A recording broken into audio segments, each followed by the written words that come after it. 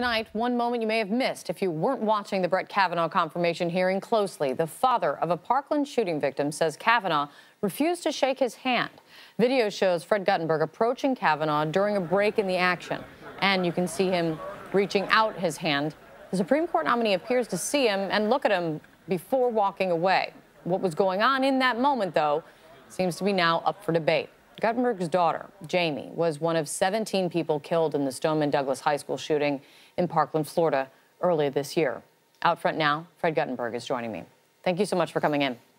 How are you? I'm well, thank you. So you're at the hearing as a guest of Democratic Senator Dianne Feinstein. She even mentioned you, and she was talking about some folks. What were you hoping to do by approaching Kavanaugh? So I was there all day, as you said, the request of Senator Feinstein.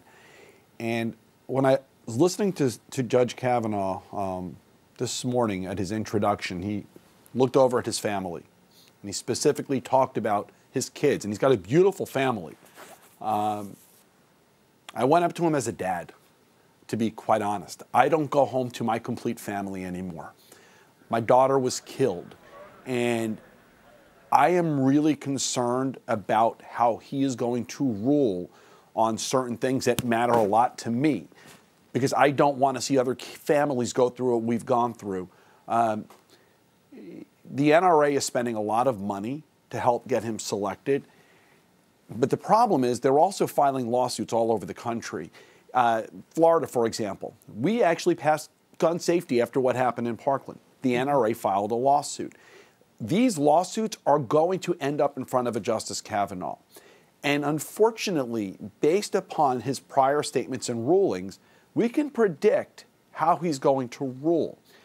Candidly, my hope to him was simply to say, I hope you change your stance. I hope you look in my eye.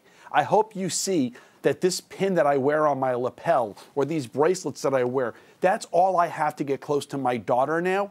And I hope you can be part of making sure no other parent has to feel the way I do, because we can fix this. And I'm concerned that he won't be that person. But he's a father, and I was hoping to appeal to that. So the encounter today, it did go viral, and the White House Deputy Press Secretary Raj Shah, he responded to it.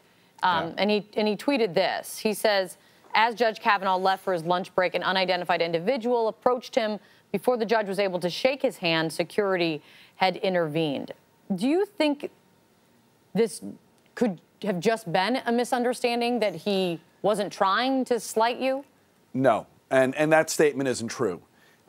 So number one, I was there all day, and I was introduced by Senator Feinstein.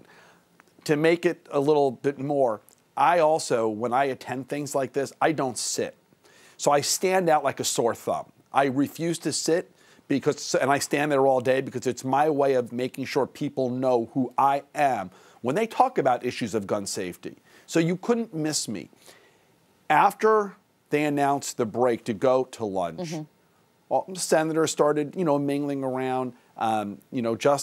Judge Kavanaugh was talking to somebody. I walked up to talk to somebody to the right of Judge Kavanaugh. He was talking to someone to my left. When that conversation was breaking up, I turned around, and honestly, I can't remember if I tapped him on his elbow or his shoulder, but I was trying to get his attention, and I put out my hand to shake his hand. I simply said, hi, my name is Fred Guttenberg. I'm the father of Jamie Guttenberg, who was murdered in Parkland. As soon as I got to the murdered in Parkland, that's where you saw him turn and move and walk the other way, and that's where you saw security start to help direct him. But he was listening to me. All he had to do was extend his hand back and say, I'm sorry for your loss. Tell me about your daughter. And that would have been enough for you? You know what?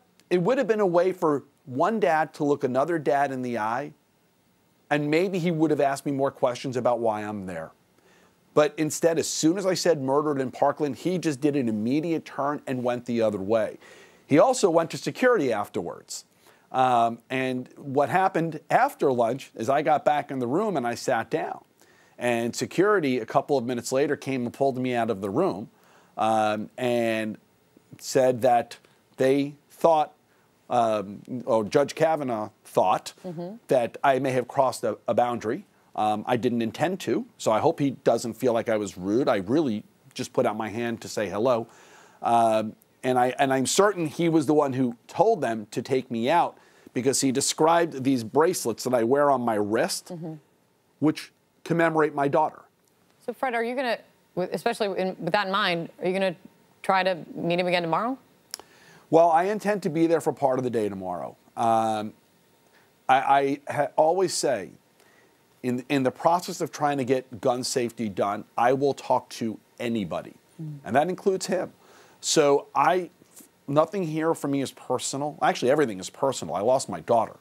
But I will talk to anybody with the hope that I can get them to understand we can do more. I fear that what will happen is certain basic laws that have already been getting passed around the country, raising the age to 21 and red flag laws, things that are saving lives, he will rule unconstitutional. And it's predictable if he does that, more people will die.